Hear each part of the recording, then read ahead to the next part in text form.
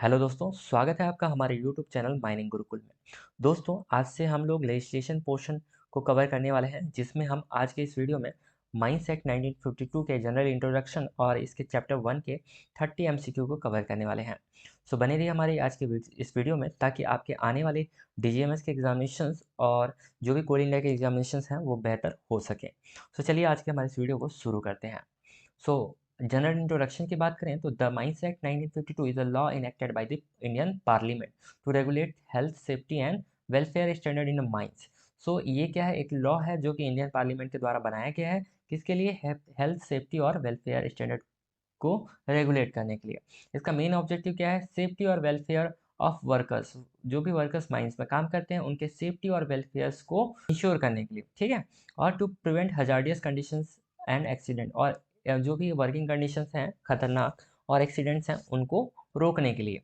It provide guidelines on employment rules, inspection of mines, penalties and safety measures. तो ये सारी चीज़ें आप देख सकते हैं इस जो भी माइंस एक्ट है इसके सेक्शंस में ये सारी चीज़ें इंक्लूड होती है, जिसमें इनसे रिलेटेड चीज़ें जो भी गाइडलाइंस है वो दिया जाता है, ठीक है। अब बात करते हैं कि माइंस एक्ट 1952 में आया, तो इससे पहले क्या था?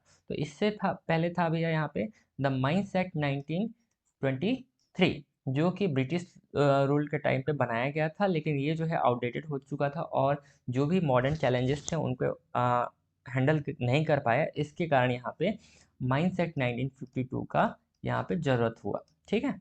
और जानते हैं कि आवश्यकता ये आविष्कार की जननी है, तो इसके साथ ही ये यहाँ पे आया। अब बात करते हैं कि ये तो आया, लेकिन ये फोर्स में कब आया, कब से लागू हुआ? तो ये लागू हुआ 1 जुलाई आपका 1952 से। और एक उस टाइम पे गवर्नमेंट ने एक डेडलाइन दिया कि जो भी इस डेट से पहले पहले ओपन माइन है, तो उनको जो है इस एक्ट के अकॉर्डिंग जो भी गाइडलाइंस हैं उनको फॉलो कर लेना है 31 दिसंबर 1953 के पहले पहले, ठीक है। तो जो पहले से ओपन माइंस थे उनको बोला गया कि आप इस डेट के पहले पहले इसके जो भी गाइडलाइंस हैं उसको सबको फॉलो कर लीजिए। ऑब्जेक्टिव के बाद ऑब्जेक्टिव हम ऊपर में बता ही दिए हैं। इसका मेन ऑब्जेक्टिव है टू इंश्योर करना safety health welfare of workers जो कि माइंस में काम करते हैं, और साथ ही साथ वर्किंग कंडीशंस और एक्सीडेंट्स को प्रिवेंट करना। ओके, अब बात करते हैं कि इसको बनाता कौन है भैया। इसको बनाता है parliament of India. Parliament of India Indian parliament के द्वारा बनाया जाता है, और सेंट्रल गवर्नमेंट के द्वारा ये इंश्योर किया जाता है कि इसके जो भी गाइडलाइंस हैं उनको यहाँ पे फॉलो किए जाएं, ठीक है। अमेंडमेंट्स एंड नोटिफिकेशन की बात करें तो इसमें कोई भी सुधार किया जाएगा तो उसके लिए एक ऑफिशियल नोटिफिकेशन सेंट्रल गवर्नमेंट के द्वारा जारी किया जाएगा, जिसको बोलते हैं हम लोग गैजेट नोटिफिकेशन, ठीक है। ये सारी चीज़ें आपको पता होगा, अगर माइनिंग से आप बिलोंग करते हैं तो time to time gadget notification आते रहते हैं, ठीक। बाकी जो सेंट्रल गवर्नमेंट के वेबसाइट है वहाँ पे भी हम लोग देख सकते हैं। ओके, लास्ट पॉइंट यहाँ पे है chief inspector of mines and enforcement of rules regulations under the act is carried out by the chief inspector of mines and other appointed officers। तो जो भी इसके अंडर में एक्ट के अंडर में क्या बनते हैं, एक्ट के अंडर में बनते हैं आपके रेगुलेशंस, रूल्स, ठीक है। जैसे हम लोग बात करेंगे एक्ट के सेक्शन 57 के अंडर में, जिसके अंडर में बनाया गया coal mine regulation 2017, metalliferous mines regulation 1961, उसके बाद ऑयल माइन रेगुलेशन 1964, और फिर एक्ट के ही सेक्शन 58 के अंडर में बनाया गया है आपका रूल, जिसमें हम लोग बात करें अगर माइंस रूल 1955 बनाया गया है, वोकेशनल ट्रेनिंग रूल 1966 बनाया गया है। इसके बाद कोल कोल माइंस पिट हेड बाथ रूल 1959 बनाया गया है, और इसके बाद आपका माइंस रूल 1995 बनाया गया है, ठीक है। तो इन चीज़ों का आप याद रखिएगा। मैंने क्या बताया यहाँ पे, रेगुलेशंस, रेगुलेशन का फॉर्मेशन होता है एक्ट के सेक्शन 57 के अंडर में, रूल्स का फॉर्मेशन होता है 58 के अंडर में, ठीक है। तो सब कुछ जो भी बनाया जाएगा सब बनाया जाएगा माइंस एक्ट के अंडर में, ठीक है। तो इन सबको फॉलो कराने की जिम्मेदारी किसकी है? चीफ इंस्पेक्टर ऑफ माइंस की, जिसका अपॉइंटमेंट होता है इसी एक्ट के सेक्शन 5 के अंडर में, ठीक है। सेक्शन 5 के अंडर में इन सारी चीज़ों को आप याद रखेंगे, ठीक है। चलिए आगे बढ़ते हैं। अब स्टार्ट करते हैं हमारा एमसीक्यू सीरीज, जिसमें हम 30 करेंगे, जिसमें हमारा आज का पहला क्वेश्चन है what is the short title of 1952। 1952 का शॉर्ट टाइटल क्या है भैया? यहाँ पे ऑप्शन ए है the mining act 1952, option B है the mines act regulation act 1952, the mines act 1952, और चौथा ऑप्शन है the safety in mines act 1952। Right answer क्या होगा आप सभी को पता है, द माइंस एक्ट 1952। दूसरा क्वेश्चन है आपका, to which geographical area does the mines act 1952 extend. इसका मतलब ये है कि ये जो हमारा माइंस एक्ट 1952 है वो किस जियोग्राफिकल एरिया में एक्सटेंड करता है।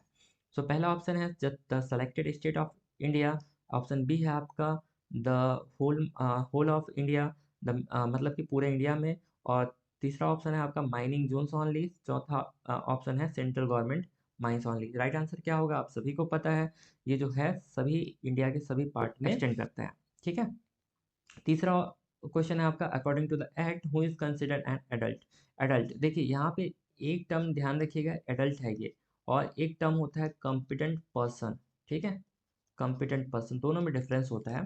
तो एडल्ट की बात करें तो पहला ऑप्शन है यहाँ पे अ पर्सन एज 16 और अबव, 16 साल या फिर उससे ऊपर का। ऑप्शन बी है a person who has completed 18 years of age. तीसरा ऑप्शन है अ पर्सन अबव 20 ईयर्स, और डी है any individuals employed in a mining.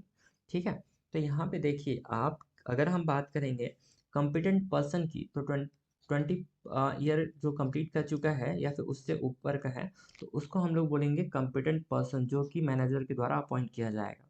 ठीक है, यहाँ पे बात किया जा रहा है एडल्ट की, तो एडल्ट की परिभाषा ही है कि जिसने 18 ईयर्स का एज कंप्लीट कर लिया है उसको हम लोग बोलेंगे ये आपका एडल्ट। ठीक है, यहाँ पे एक और पॉइंट है, देखिए जो भी वोकेशनल ट्रेनिंग रूल है या फिर अप्रेंटिसशिप एक्ट है, तो अप्रेंटिसशिप एक्ट के लिए मिनिमम एज कितना है आपका, 14 ईयर का है। इसको भी आप याद रखेंगे एज के हिसाब से। ठीक है, अगला क्वेश्चन है आपका question number 4, who is referred to as a chief inspector in mines act 1952। Mines act 1952 के अंडर में चीफ इंस्पेक्टर किसको रेफर किया गया है।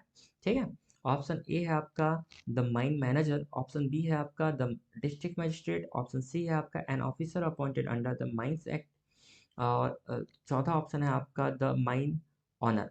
सो राइट आंसर आपको पता है, an officer appointed under the mines act 1952, जो कि सेक्शन 5 के अंडर में अपॉइंट किया जाता है। ठीक है, कौन अपॉइंट करेगा, सेंट्रल गवर्नमेंट अपॉइंट करेगा। ठीक है, अगला क्वेश्चन है what is the definition of a day under the mines act. तो माइंस एक्ट के अंडर में डे की परिभाषा क्या है।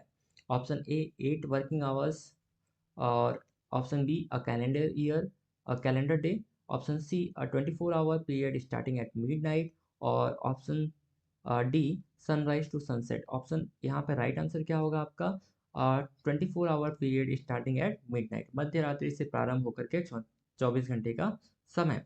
ये तो हो गया डे। अब यहाँ पे आप वीक की परिभाषा बोलेंगे तो वीक में क्या होगा, शनिवार की मध्य रात्रि। यहाँ पे क्या करेंगे, सैटरडे मिडनाइट से स्टार्ट होकर के 7 दिन का समय हो जाएगा। ठीक है, क्वार्टर की बात करेंगे तो क्वार्टर में भी एक टर्म है क्वार्टर, 3 महीने का पीरियड होता है ये, जो कि कब समाप्त होगा, या तो 31 मार्च को होगा, या फिर 30 जून को होगा, या फिर 30 सितंबर को होगा, या फिर 31 दिसंबर को होगा। ठीक है, तो इन चीज़ों को आप याद रखेंगे, डे क्या होता है, वीक क्या होता है, क्वार्टर क्या होता है। ठीक है, ओके, चलिए आगे बढ़ते हैं। What is the main focus of chapter 1 in the mines act. Mines act के चैप्टर 1 में क्या फोकस किया गया है, definition and preliminary provisions, safety standard for mines, so option C है इंस्पेक्शन प्रोसीजर्स, और ऑप्शन डी है वर्कर्स बेनिफिट एंड वेलफेयर। आप सभी को राइट आंसर पता है, मुझे बताने की जरूरत नहीं है, डिफिनेशन एंड प्रिलिमिनरी प्रोविजंस है। नेक्स्ट क्वेश्चन है question number 7, the mines act came into force from. कब से लागू किया गया या फिर कब से पावर में आया। देखिए यहाँ पे कंफ्यूज नहीं होना है। ऑप्शन ए है 31 दिसंबर 1952, 15 मार्च 1953, ऑप्शन सी 31 दिसंबर 1953, और डी ऑप्शन है 1 जनवरी 1952। सो यहाँ पे टाइपिंग मिस्टेक हो गया है, ये जो होगा आपका जुलाई होगा। ठीक है, जुलाई 1952 से यहाँ पे ये फोर्स में आया, मतलब कि लागू हुआ। ठीक है, और यहाँ पे और एक डिटेल है, 31 दिसंबर 1953, जो मैं डेडलाइन बोला था आपको कि सेंट्रल गवर्नमेंट ने बोला जो भी पहले के माइंस है उनको 31 दिसंबर 1953 तक जो भी गाइडलाइन है उसको अपने माइंस में फॉलो करना है। तो इस क्वेश्चन के लिए पर्टिकुलर आंसर क्या होगा? ऑप्शन डी, 1 जुलाई 1952। ओके ओके, चलिए आगे बढ़ते हैं। क्वेश्चन नंबर 8 है, under the act a person is said to be working below ground. यहाँ पे क्या बोला गया है? Below ground if they are employed. ठीक है, किसी भी पर्सन को बिलो ग्राउंड में काम करता है, एम्प्लॉयड है, कब बोलेंगे? In an excavation extending below superjacent ground, और ऑप्शन बी है in an open cast working only, option C exclusively in coal mines, और ऑप्शन डी है on any surface level operations. किसी भी पर्सन को बिलो ग्राउंड में employed है कब बोला जाएगा? जब वो सुपर जसेंट ग्राउंड लेवल के नीचे में बिलो में काम करेगा, या फिर कोई भी एक्सकेवेशन है जो सुपर जसेंट या फिर ग्राउंड, ये जो लेवल है हमारा, इसके नीचे में एक्सटेंड करेगा और वहाँ पे वर्किंग करेगा, तो वहाँ पे उसको बोलेंगे बिलो ग्राउंड एम्प्लॉयड। ठीक है, ओके आगे बढ़ते हैं। Question number 9, the term above ground applies to the persons working. किसी भी पर्सन को अबव ग्राउंड में एम्प्लॉय काम करता है कब बोलेंगे हम लोग? ठीक है, in shaft below superjacent ground, option B है in open cast working only, option C है इन अंडरग्राउंड माइंस ओनली, और ऑप्शन डी है एक्सक्लूसिवली इन कोल्ड माइंस। देखिए, हम कभी भी एबव ग्राउंड में ये नहीं बोलेंगे कि कहीं पे सरफेस में काम करता है तो उसको हम लोग एबव ग्राउंड बोल देंगे। इसमें राइट आंसर क्या होगा? In open cast working only पे कोई भी पर्सन काम करता है तो उसको हम लोग बोलेंगे एबव ग्राउंड। Okay right. तो उम्मीद करता हूँ आपको सारे क्वेश्चन समझ में आ रहे होंगे। कोई भी डाउट है तो आप कमेंट बॉक्स पे कमेंट कर सकते हैं, हम उसका आंसर जरूर देंगे। ठीक है, क्वेश्चन नंबर 10 है यहाँ पे, the act does not apply to the mines where excavation is for. देखिए, यहाँ पे आपको बोला गया है कि द एक्ट, जो भी एक्ट हमारा किस जगह पे, किस एक्सकेवेशन पे अप्लाई नहीं होगा। तो पहला ऑप्शन है यहाँ पे extraction of coal, option B है यहाँ पे prospecting purpose only, option C obtaining minerals for sale, और ऑप्शन डी है अंडरग्राउंड एक्सट्रैक्शन। ठीक है, तो जब हम लोग बात करेंगे यहाँ पे प्रोस्पेक्टिंग के लिए, तो प्रोस्पेक्टिंग के लिए एक क्राइटेरिया दिया हुआ है कि जब कभी भी जो भी पर्सन है ना, यहाँ पे तो राइट आंसर होगा प्रोस्पेक्टिंग पर्पस ओनली, लेकिन इसमें भी क्राइटेरिया दिया गया है कि अगर वहाँ पे पर डे 20% से ज़्यादा एम्प्लॉयड हैं तो एग्जम्पशन नहीं दिया जाएगा, मतलब वहाँ पे अप्लाई होगा। और एक और चीज़ यहाँ पे पॉइंट है कि अगर हम लोग का प्रोस्पेक्टिंग हो रहा है तो वहाँ पे कहीं भी गहराई 6 मीटर से ज़्यादा है, या फिर कोयले के केस में 15 मीटर से ज़्यादा है, तो वहाँ पे ये एक्ट क्या होगा? अप्लाई होगा। लेकिन वहीं पे अगर ये 20% से कम है, और ये 6 मीटर से कम है, और 15 मीटर से कम है, तो वहाँ पे ये एक्ट जो होगा वो अप्लाई नहीं होगा। किस केस में? प्रोस्पेक्टिंग पर्पस ओनली के केस में। ठीक है, okay. Next question is question number 11, what is the maximum depth of execution for coal mines to be examined under section 3। जब आप माइंस एक्ट 1952 के सेक्शन 3 को पढ़ेंगे तो वहाँ पे जैसे कि मैंने बताया, यहाँ पे कोल के केस में ये क्या है? 15 मीटर है। ठीक है, तो यहाँ पे आप बिना देखे 15 मीटर में टिक कर दीजिए। ये जो है आपको क्या बोला गया है कि what is the maximum depth. ये जो मैक्सिमम डेप्थ है 15 मीटर से कम डेप्थ है, तो वहाँ पे ये एक्ट अप्लाई नहीं होगा, मतलब एग्जाम्पशन मिलेगा। ठीक है, सो अगला क्वेश्चन है, which of the following conditions must be fulfilled for exemptions from the act. ठीक है, तो इनमें से कौन सा कंडीशन फुलफिल होना चाहिए ताकि एक्ट से उसको एग्जाम्पशन मिल जाए? ठीक है, तो यहाँ पे पहला ऑप्शन है depth of excavation must exceed 15 metres, और बी है use of explosive allowed, option C है excavation must not extend below superjacent ground, और ऑप्शन डी है more than 50 workers can be employed. तो देखिए भैया, आपका ऑप्शन ए क्या बोल रहा है कि 15 मीटर से ज़्यादा बढ़ जाएगा एक्सकेवेशन का डेप्थ, तो यहाँ पे तो लागू होगा ही होगा, है ना। Use of explosive is allowed, ये भी यहाँ पे भी लागू होगा। और यहाँ पे अगर देखा जाए कि 50% से ज़्यादा एम्प्लॉयड हो तो भी यहाँ पे लागू होगा। तो इस केस में आपका राइट आंसर क्या हो जाएगा? अगर ज़मीन के नीचे आपका कहीं पे भी वर्किंग जाता है तो वहाँ पे एक्ट अप्लाई होगा। ठीक है, okay. Next question is which operations are included under the definition of employed in a mine. ठीक है, कौन से ऑपरेशंस में काम कर रहे हैं तो उसको हम लोग माइन में एम्प्लॉयड बोलेंगे। कंस्ट्रक्शन ऑफ अनरिलेटेड बिल्डिंग्स, कि अगर कहीं पे कंस्ट्रक्शन हो रहा है अनरिलेटेड बिल्डिंग्स को, जो कि माइनिंग से रिलेटेड नहीं है, तो वहाँ पे एम्प्लॉयड है तो क्या उसको एम्प्लॉयड बोलेंगे क्या? नहीं। ऑप्शन बी है any operations for obtaining minerals, option C है ट्रांसपोर्ट आउटसाइड माइनिंग एरियाज, और ऑप्शन डी है only managerial roles. So right answer क्या होगा, any operations for obtaining minerals. ये राइट ये बहुत ही इंपॉर्टेंट क्वेश्चन है, इसको याद रखिएगा, कहीं कहीं पे क्वेश्चन घुमा देता है। ठीक है, ये तो बोल गया है इंक्लूडेड, अगर एक्सक्लूडेड दे देता और यहाँ पे ऐसे ही चार ऑप्शंस दे देते, ठीक है, तीन जो होते हैं वो माइनिंग एरिया से रिलेटेड होते, माइन से रिलेटेड होते, और चौथा जो होता है आपका अनरिलेटेड बिल्डिंग दे देता या फिर कुछ भी दे देता, तो वहाँ पे भी आपको समझ जाना है। ठीक है, क्वेश्चन नंबर 14 की बात करें तो who appoint the chief inspector of mines, इसका भी आंसर मैक्सिमम को पता होगा। ऑप्शन ए है स्टेट गवर्नमेंट, ऑप्शन बी है डिस्ट्रिक्ट मजिस्ट्रेट, ऑप्शन सी है सेंट्रल गवर्नमेंट, और ऑप्शन डी है mines honour. So right answer क्या होगा, सेंट्रल गवर्नमेंट अपॉइंट करता है, किसके अंडर में अपॉइंट करता है, माइंस एक्ट के सेक्शन 5 के अंडर में अपॉइंट करता है। ठीक है, ओके, इसको याद रखेंगे आप।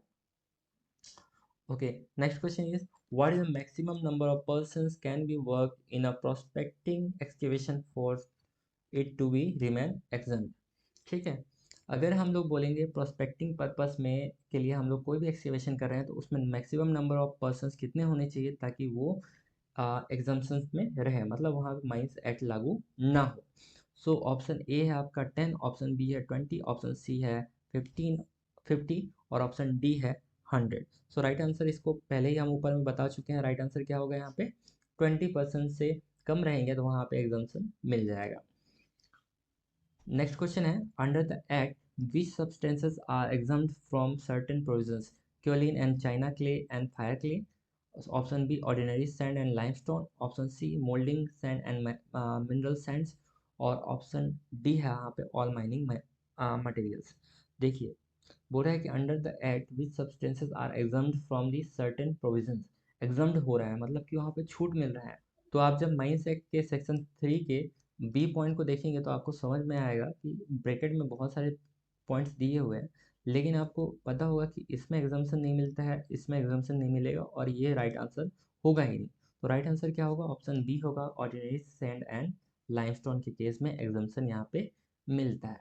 ठीक है, ओके, यहाँ पे यहाँ पे भी कुछ केसेस दिए हुए हैं, केसेस को भी देख लीजिएगा।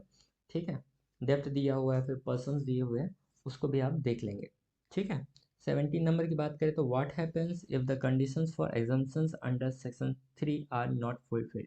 अगर आपका सेक्शन 3 के अंडर में एग्जाम्पशन के जो भी कंडीशंस हैं वो फुलफिल नहीं होते हैं तो उस केस में आपको क्या करना है। पहला option A, no action is required, कोई भी एक्शन मत लीजिए। Option B, the mine remains exempt, exempt रहेगा नहीं। Option C, the act becomes immediately applicable, और option D, exemption can be renew. क्या बोल रहा है कि आपके जो भी कंडीशंस दिए हुए हैं, चाहे वो 6 मीटर के हों, चाहे वो 15 मीटर के हों, चाहे वो जो भी मिनरल्स दिए हुए हैं उसके अंडर में हो, चाहे वो किसी भी कंडीशंस को फुलफिल नहीं कर रहा है, तो उस कंडीशन में क्या होगा, the act become immediately applicable, तुरंत ही एक्ट क्या होगा, एप्लीकेबल हो जाएगा वहाँ पे। ठीक है, चलिए आगे बढ़ते हैं। Next question is question number 18, what must the mine owner do if exemptions conditions are not fulfilled. क्या करेंगे अगर एग्जाम्पशन कंडीशन फुलफिल नहीं हो रहा है, तो उस केस में माइन ऑनर क्या करेंगे। Option A, notify the prescribed authority, option B, stop mining operations, option C, reduce the number of workers, और ऑप्शन डी है आपका seek reapproval from the central government. तो आप जब देखेंगे यहाँ पे सेक्शन 3 का सबसेक्शन 3, तो वहाँ पे साफ साफ मेंशन किया हुआ है जब कभी भी एग्जाम्पशन कंडीशंस फुलफिल नहीं कर रहे हैं तो वहाँ पे जो भी माइन का ऑनर होगा, एजेंट होगा या फिर मैनेजर होगा, वो तुरंत ही नोटिफाई करेंगे प्रिस्क्राइब्ड अथॉरिटी को। ठीक है, तो इसका राइट आंसर क्या होगा, ऑप्शन ए। तो यहाँ पे अगला क्वेश्चन है question number 19, references to the mine in the mines act are based on. तो यहाँ पे माइंस एक्ट में टाइम का रेफरेंस किससे लिया गया है। ठीक है, ऑप्शन ए है आपका Greenwich mean time, option B है आपका local time, local mean time, और ऑप्शन सी है आपका इंडियन स्टैंडर्ड टाइम, और ऑप्शन डी है आपका यूनिवर्सल कोऑर्डिनेटेड टाइम। तो यहाँ पे राइट आंसर क्या होगा, इंडियन स्टैंडर्ड टाइम से लिया गया है रेफरेंस, जो कि ग्रीनविच टाइम से 5.5 घंटे क्या है, आगे है। ठीक है, इन पॉइंट्स को आप याद रखेंगे, कंफ्यूज नहीं होना है दोनों में। ग्रीनविच मीन टाइम की बात करेगा तो हमेशा यहाँ से 5.5 घंटे आगे रहेगा, और जब कभी रेफरेंस की बात करेंगे तो इंडियन स्टैंडर्ड टाइम को आंख बंद करके यहाँ पे टिक कर देना है। ठीक है, आपको कंफ्यूज नहीं होना है किसी भी पॉइंट पे, क्योंकि आपको जहाँ पे भी कंफ्यूजन क्रिएट होगा समझ लीजिए वहाँ पे आपका मार्क्स गया। ठीक है। What is the role of central government in defining time for mining operations? Central government का क्या रोल है जब माइनिंग ऑपरेशंस में टाइम को डिफाइन करता है वो? ठीक है। या फिर माइनिंग ऑपरेशंस में सेंट्रल गवर्नमेंट का टाइम डिफाइन करने में क्या रोल है? To enforce Greenwich mean time nationwide, to permit the use of local mean time for specific area, to create a uniform mining time zone, to allow variations in safety rules based on time. So right answer क्या होगा यहाँ पे? To permit the use of local mean time for specific area. Section 4 की बात कर रहे हैं हम। सेक्शन 4 में आप जब जाएंगे तो यहाँ पे देखेंगे कि किसी भी स्पेसिफिक एरिया के लिए जो सेंट्रल गवर्नमेंट है वो उनको परमिशन दे सकता है कि वो किसी भी लोकल टाइम को रेफरेंस के तौर पे यूज़ कर सकते हैं। ठीक है। क्वेश्चन नंबर 21 है, what is not permitted in excavation examined under section 3? ठीक है। यहाँ पे बोला गया है कि एक्सकेवेशन, जो भी एक्सकेवेशन हो रहे हैं वहाँ पे सेक्शन 3 के अंडर में क्या परमिटेड नहीं है? Use of machinery, hiring up to 50 workers, use of explosives, extraction of minerals for local use. ठीक है। तो इन चारों में ऑप्शन क्या होगा आपका? राइट आंसर होगा यूज़ ऑफ एक्सप्लोजिव। जहाँ पे भी आप यूज़ ऑफ एक्सप्लोजिव का यूज़ कर देंगे वहाँ पे आपका एग्जाम्पशन खत्म हो जाएगा। मतलब वहाँ पे इमीडिएटली आपका सेक्शन सेक्शन बोल रहे हैं माइंस एक्ट 1952 क्या होगा? लागू हो जाएगा, एग्जाम्पशन खत्म हो जाएगा आपका। ठीक है। चलिए आगे बढ़ते हैं। Question number 22, what is the depth limit for open cast working to remain exempt under section 3? Section 3 के अंडर में आपका जो भी वर्किंग डेप्थ है वो कितना होना चाहिए ताकि आपको एग्जाम्पशन मिला रहे? ठीक है। तो यहाँ पे आपके ऑप्शंस हैं 5 मीटर्स, ऑप्शन बी है 6 मीटर्स, ऑप्शन सी है 15 मीटर्स और ऑप्शन डी है नो लिमिट। देखिए आपका डेप्थ होगा बी 6 मीटर, तो वहाँ पे आपको एग्जाम्पशन मिलेगा। ठीक है। आपका डेप्थ क्या होना चाहिए? 6 मीटर तक होगा तो आपको एग्जाम्पशन मिला रहेगा। और ये 15 मीटर वाला डाटा क्या है? ये कोल के केस में है। ठीक है। जब कभी अगर कोल जिक्र नहीं कर रहा है उसका मतलब ये नॉर्मल की बात कर रहा है, तो यहाँ पे ऑप्शन राइट क्या होगा? Option B. Okay. Next question is 23, who can modify the application of certain provisions of the act to be exempted mines? देखिए जो भी आपका एग्जम्प्टेड माइंस है वहाँ पे कोई भी प्रोविजंस, सर्टेन प्रोविजंस है उसको कौन मॉडिफाई कर सकता है? यहाँ पे कौन करेगा? ऑप्शन ए है स्टेट गवर्नमेंट, ऑप्शन बी है माइन मैनेजर, ऑप्शन सी है सेंट्रल गवर्नमेंट और ऑप्शन डी है चीफ इंस्पेक्टर। राइट आंसर क्या होगा आपका? हमेशा इसके लिए होगा सेंट्रल गवर्नमेंट। ठीक है। क्वेश्चन नंबर 24 है, under what conditions can the central government apply additional provision to the exempted mines? ठीक है। देखिए जो भी एग्जाम्ड माइंस है जो ऑलरेडी जिनको छूट मिला हुआ है तो वो सेंट्रल गवर्नमेंट किस कंडीशन में उन पे एडिशनल प्रोविजंस अप्लाई कर पाएंगे? ठीक है। ऑप्शंस हैं, option A when local authorities requested it, option B है when it deems it necessary based on circumstances, option C है automatically after 5 years, option D है upon approval by the district magistrate। जब कभी भी central government को लगता है कि ये सर्कमटेंसेस के बेसिस पे नेसेसरी है तो वो यहाँ पे अप्लाई कर पाएगा। ठीक है। ऑप्शन क्वेश्चन नंबर 25 है, the mines act 1952 primary focus on. यहाँ पे जो माइंस एक्ट 1952 है उसका प्राइमरी फोकस क्या है? Option A increasing mining productivity, option B है regulating safety labour health in a mine, option C है प्रमोटिंग एफर्ट्स ऑफ मिनरल्स और ऑप्शन डी है managing financial operations of mining companies. तो इसका राइट आंसर क्या होगा? Regulating safety labour and health in mines. इसको आपने पहले ही पढ़ा हुआ है स्टार्टिंग में ही। नेक्स्ट क्वेश्चन है, what does the terms reportable injury refers to the under the mines act? देखिए सबसे पहले मैं आपको दो टर्म समझा देता हूँ, रिपोर्टेबल इंजरी और सीरियस बॉडीली इंजरी। जब कभी भी रिपोर्टेबल इंजरी की बात आएगी तो आप हमेशा याद रखिए 72 आवर। ठीक है। जब कभी भी कोई भी पर्सन या फिर इंजर्ड पर्सन 72 आवर्स तक एब्सेंट रहता है या फिर एब्सेंट रहने तक के लिए मजबूर हो जाता है तो उसको हम लोग बोलेंगे reportable injury. Serious bodily injury के अंडर में क्या आएंगे? जब कभी इंजर्ड पर्सन का कोई भी परमानेंट कोई भी पार्ट परमानेंट लॉस हो जाता है या फिर कोई भी एबिलिटी जैसे हियरिंग एबिलिटी, ठीक है, विजुअल एबिलिटी, ये परमानेंट लॉस हो जाता है या फिर परमानेंट डेथ हो जाता है तो वो किस में आएगा? सीरियस बॉडीली इंजरी में आएगा। ठीक है, तो ये क्लियर होगा। ओके, क्वेश्चन में आते हैं, what does the term reportable injury refers to the under mines act. तो यहाँ पे मैंने जैसा कि आपको बताया, आंख बंद करके आप an injury causing enforce absence from work for 72 hours और मोर को टिक कर दीजिए। अगला क्वेश्चन है 27, what is the minimum enforced absence from the work for an injury to be classified as reportable injury। Same question है, थोड़ा सा घुमाया हुआ है। ऑप्शन ए है 48 आवर्स, ऑप्शन बी है 24 आवर्स, ऑप्शन सी है 72 आवर्स, ऑप्शन डी है 96 आवर्स। राइट आंसर क्या होगा? 72 आवर्स। अगला क्वेश्चन है, which of the following does not classify as a serious bodily injury. Serious bodily injury के अंदर में निम्न में से कौन सा नहीं आएगा? ऑप्शन ए है आपका permanent loss of sight, option B है आपका fracture of a bone, option C temporary physical incapability, और ऑप्शन डी है आपका परमानेंट हियरिंग लॉस। देखिए यहाँ पे आपका परमानेंट लॉस इसमें भी हो रहा है, इसमें भी हो रहा है और इसमें भी हो रहा है।